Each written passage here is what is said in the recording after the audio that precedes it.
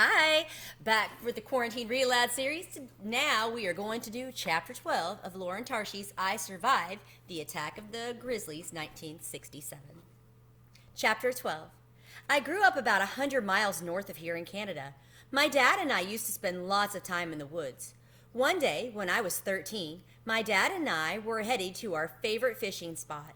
We came around a corner and surprised a sow and her cubs. A sow was a mother bear. Mel's stomach clenched. She knew what was coming. Mel had heard gruesome stories over the years of hikers slashed and bitten and left half dead by mother grizzlies. The sow went after my father first, just slammed him with her paw. My father went down so hard, it was like he'd been struck by a sledgehammer. When he fell, he cracked his head on a rock. Steve took a breath. Then the grizzly turned on me. Cassie's hand had crept over and was now gripping Mel's. They'd both stopped eating. Steve explained that there's no way to know for sure what a grizzly will do when it sees a person. It's extremely rare for a grizzly to attack a person, he said. It might make noise, growl, or woof. It might stand up and get a better look, or it might do a bluff charge. What's that? Mel asked. It's when a bear comes running at you, but it stops short, maybe 20 feet away. It's just trying to scare you. I bet that works, Aunt Cassie said, with a nervous laugh. That's when most people would run away, which is a huge mistake. You should just never ever try to run from a grizzly, unless maybe there's a tree nearby. But even then, it's risky, because some grizzlies will climb.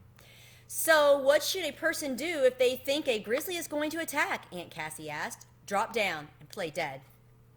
Steve said, that's what I did. The grizzly came charging toward me, and I could tell she wasn't bluffing.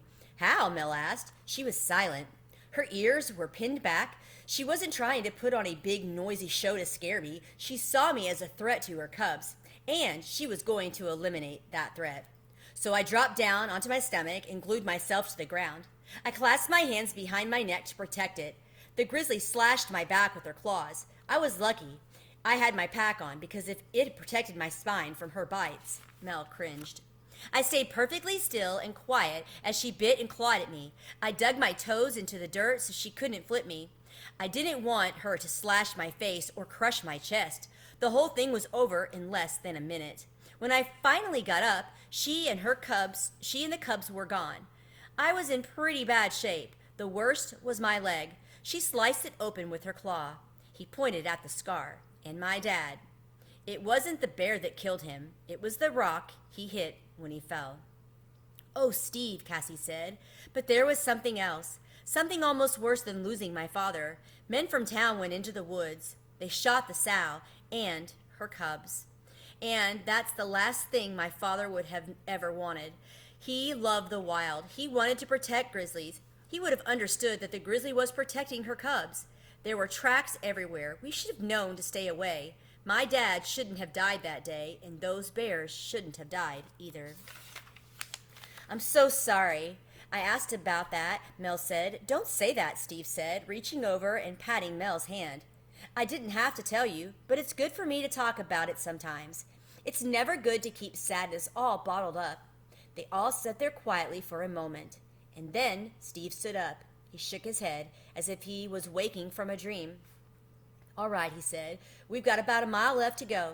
They put their trash into their packs and set out for the trail. Clap, clap! Hey there, bear! Hey there, bear! Steve called out. Mel looked around, wondering who or what was listening. And that concludes Chapter 12. You'll have to tune in for Chapter 13. Have a great day.